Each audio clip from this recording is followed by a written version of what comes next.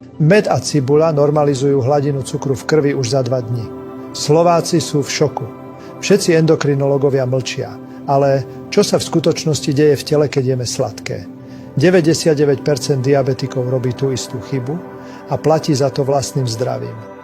Internet je zaplavený zázračnými metódami, ktoré sľubujú vyliečenie cukrovky za 5 minút. No to všetko sú lži. Pravda je úplne iná. Výrobcovia liekov zarábajú miliardy na tvojom utrpení, zatiaľ čo tvoje telo sa pomaly rozpadá.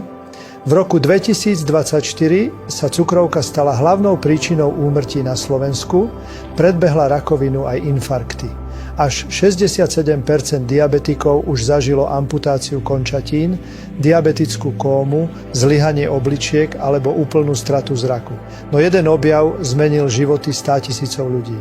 Až do mája 2025 som ani ja sám nevedel, ako zastaviť cukrovku.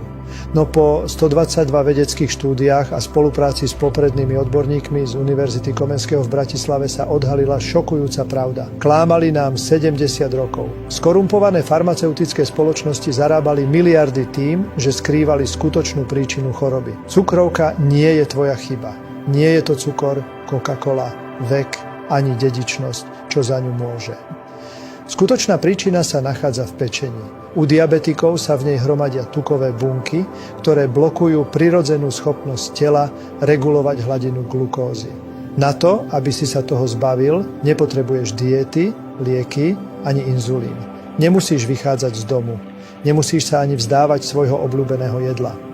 Stačí jedno jednoduché rozhodnutie pred spaním a už na ďalší deň pocítiš rozdiel.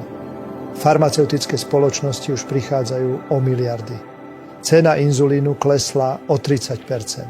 Len za mesiac sa počet diabetikov na Slovensku znížil o 40%.